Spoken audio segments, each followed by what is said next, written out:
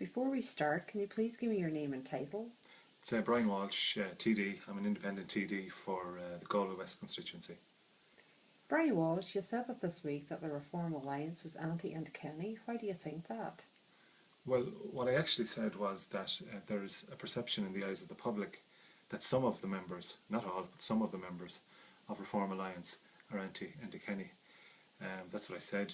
Now, I saw a recording today of an interview that one of the members of Reform Alliance gave on the Late Late Show last night, and people can judge for themselves. That interview speaks for itself, and I think it will have served to reinforce the anti-Kenny sentiment in the eyes of the public. But they're colleagues of mine, people that I've worked with for the last 2.5 years in the Dáil. They came together initially with the sole purpose of getting additional speaking rights, and I very much hope that they do, that they succeed in that, because I think it's unacceptable that they're elected members of Dáil Éireann who would be denied the right to speak in the Dáil. So I hope they're successful there. And I suppose if they are successful in getting speaking rights, one of the, I suppose, most significant day's business that's done in the Dáil, the most adversarial, I suppose, part of the debate is leaders' questions. And it's not credible to believe, it's not credible to suggest that, Micheál Martin will come into leaders' questions, he'll attack Enda Kenny, he'll attack the government, he'll be followed by Sinn Féin, who will do likewise. Then perhaps we'll have Shane Ross or some other independents in similarly attacking the government, and then we're going to have the Reform Alliance.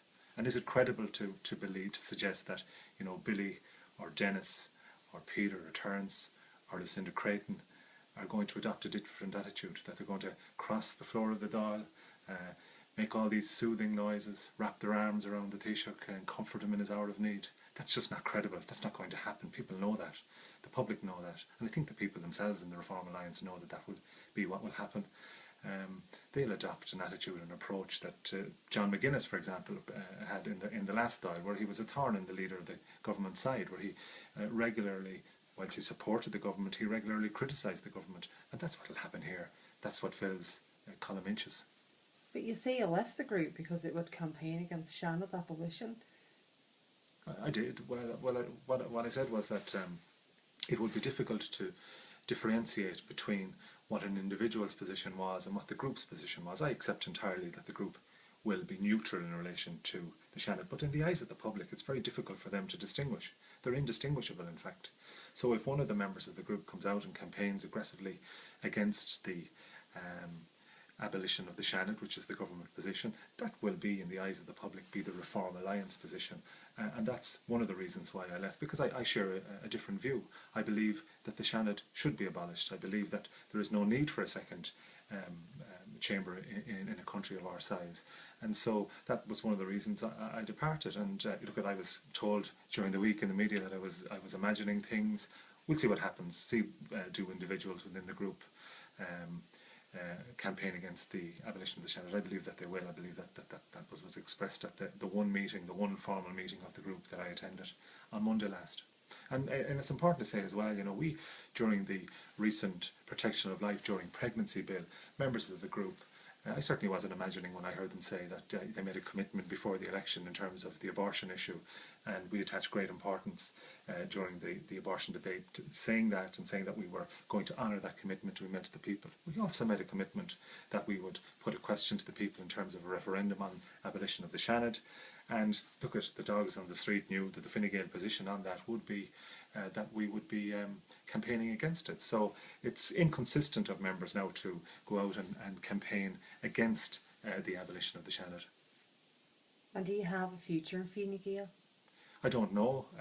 The Taoiseach has made it clear that I don't, that the other members don't.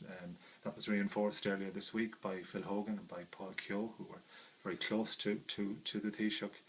But look, things change. I suppose what I'm going to do now is demonstrate that the abortion issue was a single issue that I had a problem with the government on.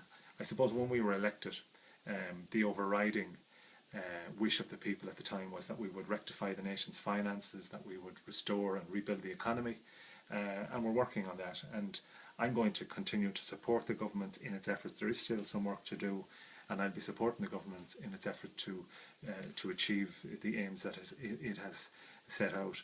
A lot has been achieved, but there's more to do, and we have seen much improvement in recent years. It's been very difficult. People have had to make sacrifices, but my intention is to continue to support the government in that work. At the end of the day, whether I'm back in Fine Gael or not, I'm going to be a candidate one way or the other.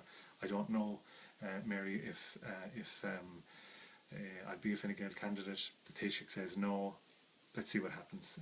But I'm going to be a candidate one way or the other.